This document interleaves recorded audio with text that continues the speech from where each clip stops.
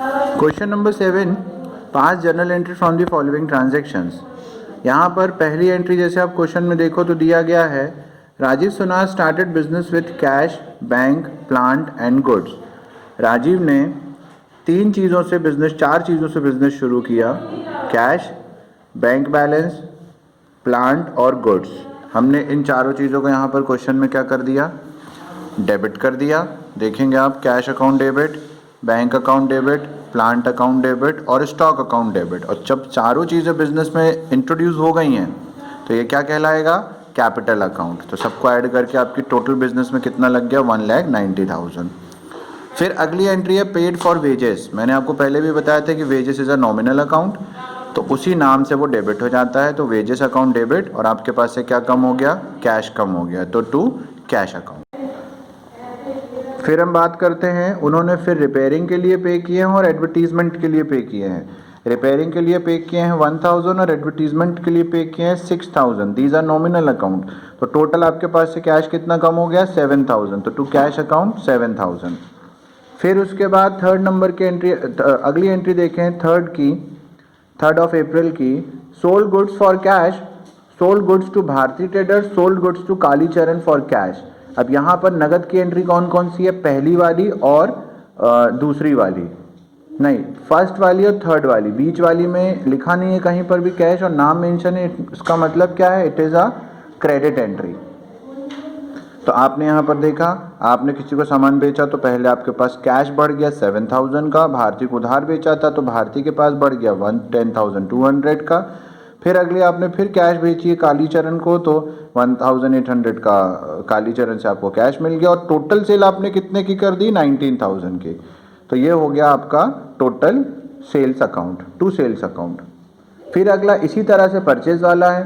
पहला वाला आपने नगद खरीदा, दूसरा वाला आपने उधार खरीदा है राम नारायण शर्मा से, और तीसरा वाला भी आपने सिन्हा ट्रेडर्स से उधार खरीदा है। तो टोटल परचेजिंग कितने की होगी, आप टोटल लिख लोगे वहां पर। हम टोटल परचेजिंग देखते हैं, टोटल परचेजेस हुआ है वहां पर 21,000।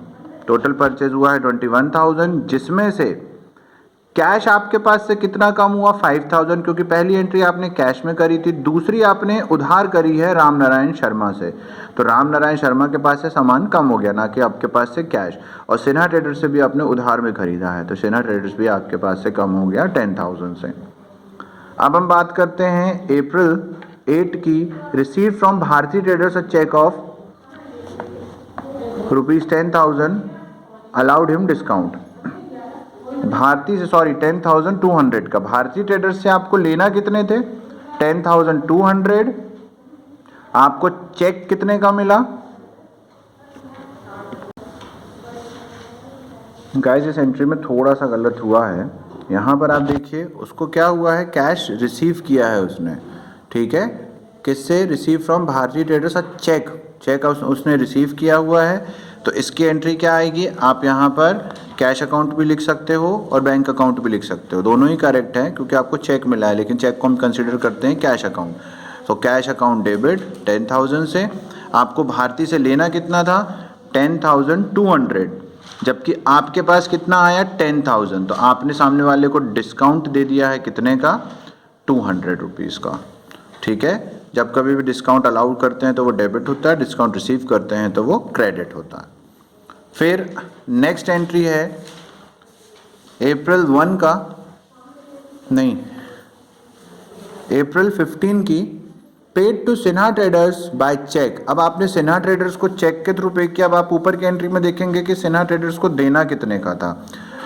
सिन्हा ट्रेडर्स को हमको देने थे कितने, 10,000, ये एंट्री है, ठीक है। मगर हमने सिन्हा ट्रेडर्स को दिया कितना, 9,800। तो सिन्हा ट्रेडर्स के पास कितना बढ़ा, 9,800। आपके पास से कैश कितना कम हो गया, 10,000, और यहाँ पर आपके पास आपने डिस्काउंट रिसीव कर लिया है, क्योंकि आपको देना था 10,000, आपने दिया है 9,800, जो है वो डिस्काउंट रिसीव्ड अकाउंट पे 200 पे चला जाएगा। मैंने अभी बताया डिस्काउंट अगर आपने अलाउड किया है, यहाँ पर भी ऊपर वाली जैसी सेम एंट्री है। आपको जैसे ऊपर वाले में 10,200 देना था, आपने दिया 10,000, डिस्काउंट आपने कितना आपको मिला, कितना अलाउड किया 2000। यहाँ पर भी आपने सिन्हा ट्रेडर्स को कितना दे दिया है 9800, जबकि आपको देना कितना था 10000। गाइस 15 अप्रैल की आप एंट्री एक बार फिर से देखेंगे, आपको सिन्हा ट्रेडर्स को देना कितना था टोटल 10000। आपने सिन्हा ट्रेडर्स को जितना देना होता है हमने उतना लिख दिया 10000, लेकिन आपके पास से कैश कितना कम हो गया 9800। आपको डिस्काउंट रिसीव हुआ है यहाँ पर कितने का 9000 का, तो ये एंट्री होगी क्रेडिट में। यहाँ पर आपने डिस्काउंट अलाउड किया था तो ये डेबिट में है, क्योंकि यहाँ पर आपको लेना था 10200, मिलना था 10000, तो 200 रुपये का लॉस था, मतलब डिस्काउंट अलाउड। यहाँ पर आपको 10000 देना था, आपने दिया 9800, तो ये जो 200 डेबिट में है ये 200 यहाँ पर क्रेडिट में हो जाएगा। डिस्काउंट अलाउड डेबिट होता है, डिस्काउंट रिसीव क्रेडिट होता है, तो दोनों तरफ का आंसर हो गया आपका टैली। ठीक है, इसमें कोई डाउट होगा तो मुझसे आप लोग फिर से पूछ लीजिएगा। अगली एंट्री हम देखते हैं अप्रैल 16 का। 16 ऑफ अप्रैल में क्या, परचेस फॉर कैश। ये क्या है, रियल अकाउंट्स हैं, क्योंकि फिक्स्ड एसेट है तो ऑफिस इक्विपमेंट उसी नाम से बढ़ा, टाइपराइटर उसी नाम से बढ़ा, कैलकुलेटर उसी नाम से बढ़ा, तो तीनों को मिला करके कितना हो गया आपके पास से कैश कितना कम हो गया 22400 का। ठीक है, ये हो गया आपका क्वेश्चन नंबर 7।